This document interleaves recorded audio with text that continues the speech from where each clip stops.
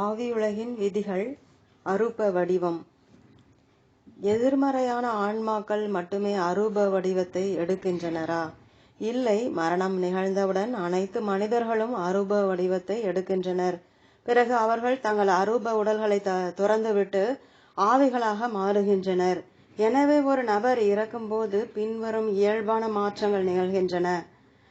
மனிதர்கள் அரூப வடிவத்தினர், ஆவிகள். உயர்ந்த தலங்களில் உள்ள ஆன்மாக்கள் தொடர்ந்து அரூப வடிவில் இருக்க விரும்புகின்றனரா? இல்லை, ஓர் உயர்ந்த தலத்தை சேர்ந்த ஆன்மாக்கள் வழக்கமாக அரூப வடிவில் இருக்க விரும்புவதில்லை. கூடிய விரைவில் ஆவிகளாவதையே அவர்கள் விரும்புகின்றனர். ஒரு நபருடைய அன்புக்குரியவர்கள் ஆவியுலகில் இருக்கிறார்கள் எனில் பூமியில் அந்நபர் எப்போது இறப்பார் என்பதை அவர்கள் அறிந்திருக்கின்றனர். எனவே அந்நபரின் வருகைக்காக ஆவியுலகில் அவர்கள் தயாராக இருக்கின்றனர். அவர்களில் சிலர் ஆவியுலகை விட்டு பூமிக்கு சென்று இறக்கவிருக்கும் அந்நபரை தங்களோடு அழைத்து வருகின்றனர். ஆனால் அவருடைய மரணம் ஒரு விபத்தினாலோ அல்லது ஒரு கொலையினாலோ திடீரென்று நிகழ்ந்தால் இது நிகழ்வதில்லை. ஏனெனில் இது கடவுளின் திட்டத்தின் ஒரு பகுதி அல்ல. இந்த ஆவியுலக ஆன்மாக்கள் அந்நபரை அவருடைய தலத்திற்கு அழைத்து செல்கின்றனர். புவியுலகை விட்டு வந்திருக்கும் அந்த ஆன்மா தனக்குரிய தலத்திற்கு சென்று விடுகிறார். இறந்துவிட்ட நபரின் ஆழ்மனம் புவியுலகில் அந்நபர் செய்திருந்த காரியங்களுக்கு தகுந்த ஒரு தலத்திற்கு செல்லும்படி அவருடைய ஆன்மாவுக்கு அறிவுறுத்துகிறது.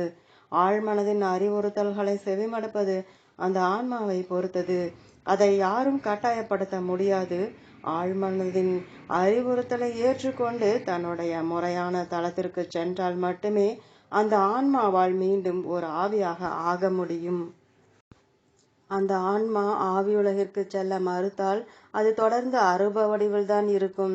ஏனெனில் நீங்கள் இறக்கும்போது நீங்கள் உங்கள் விருப்பத்திற்கு ஏற்றபடி சுதந்திரமாக தேர்ந்தெடுக்க கடவுள் உங்களுக்கு அனுமதி வழங்குகிறார்.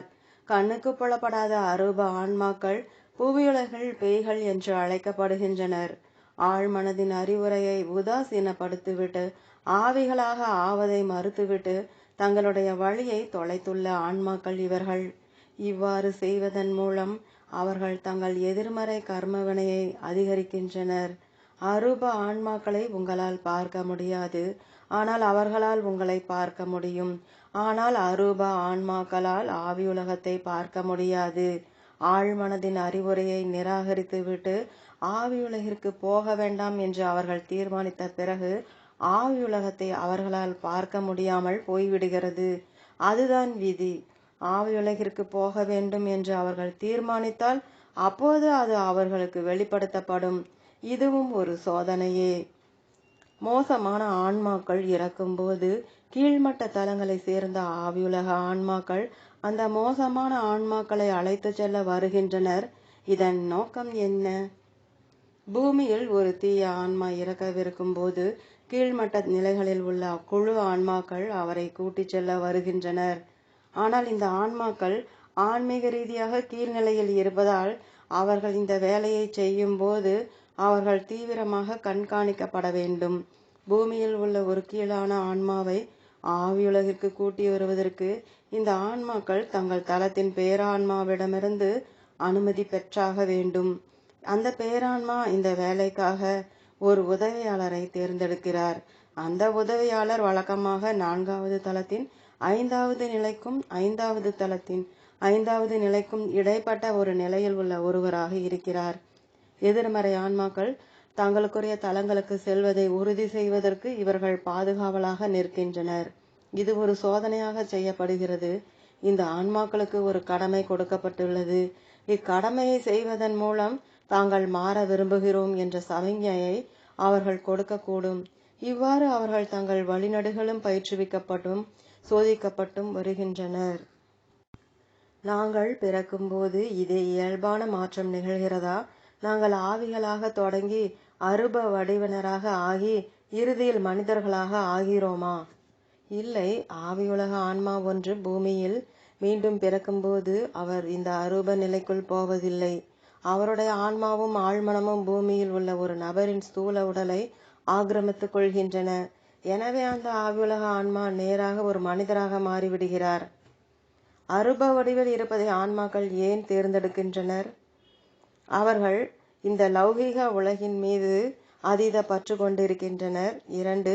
பூமியில் உள்ள தங்கள் அன்புக்குரியவர் ஒருவரை அவர்கள் பாதுகாக்க விரும்புகின்றனர். உலக மனிதர்கள் இருக்கும் அதே லௌகீக உலகில் தாங்கள் இருப்பதன் மூலம் தங்களால் அவர்களுக்கு உதவ முடியும் என்று அவர்கள் தவறாக நம்புகின்றனர். 3. அவர்கள் ஒரு தாழ்வான ஆன்மீக தளத்திற்கு செல்ல வேண்டும் என்று அவர்களுடைய ஆழ்மனம் கூறுகிறது.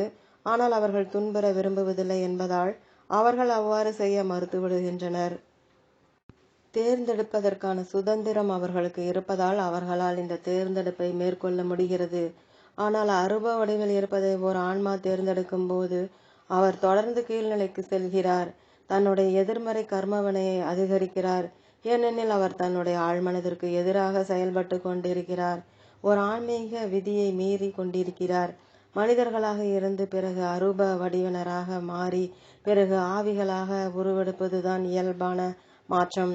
ஆனால் அவர் இந்த மாற்றத்திற்கு உட்பட மறுத்துவிடுகிறார். 4. அவர்கள் எதிர்மறையான ஆன்மாக்களாக இருந்தால் தொடர்ந்து அரூப வடிவிலேயே இருந்து கொண்டு புவிவாழ் மக்களுக்கு தீங்கு விளைவிக்க விரும்புகின்றனர்.